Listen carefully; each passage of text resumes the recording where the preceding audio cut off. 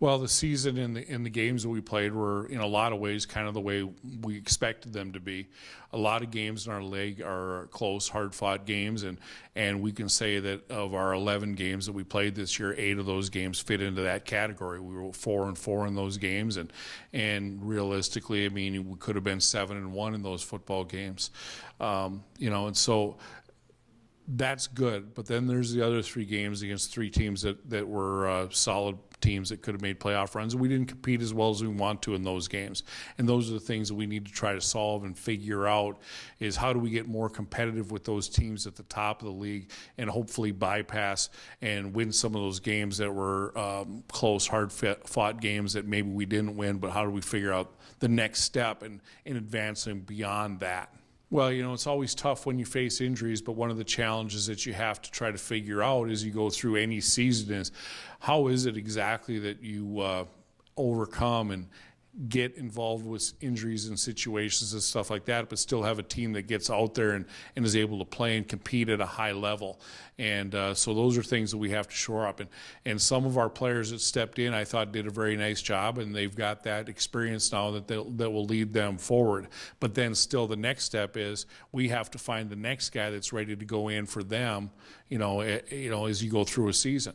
So finding and building depth is always key to a football program. For the most part, I mean, once the final regular season game got over, there's some off-season lifting that our guys did, and that they followed through an off-season lifting program basically from the time that they got back after Thanksgiving up until we left for Christmas, and then they had a program that they were following through on their own back at home. Now that we've got them back on campus, we of course are back in working with our strength coaching staff and trying to establish some discipline, some focus, some grit.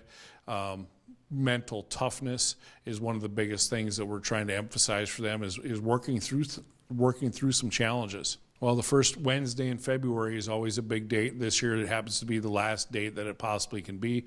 It's February 7th. As far as recruiting is going right now, we've been very happy with where we're at. We've been able to shore up some positions which were very key to us as far as at this point in time with verbal commitments.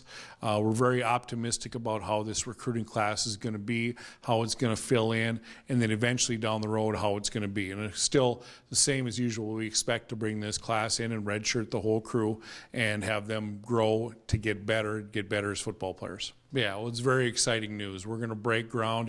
It'll come in 2 phases, but we're going to break ground in April.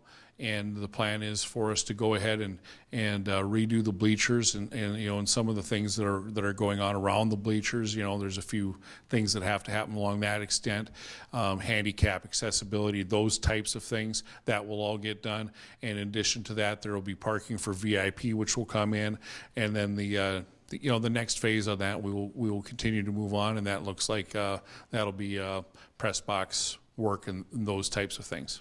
Sherman Field always has been a special place to me. You come into that stadium and, in the fall of the year and the leaves are changing colors and you get all those trees around and you get the hillside. And to me, it's an awesome place to watch football. But now you improve your seating.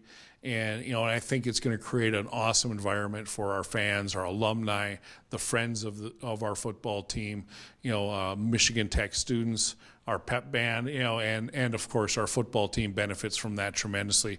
But I think it's going to create a nice environment or improve or enhance the environment that's already there at Sherman Field. Well, of course, right now we're in our off-season stuff, so we get a chance to see those guys 8 hours a week, from a standpoint of what they're doing with their strength coaches and those types of things. And then shortly after spring break, we will start up any time with spring ball, and we'll roll right up until I think it's the 21st, Saturday, 20th or 21st of April is when we'll look at having our spring game, and so we're looking forward to having a very good spring, very productive spring.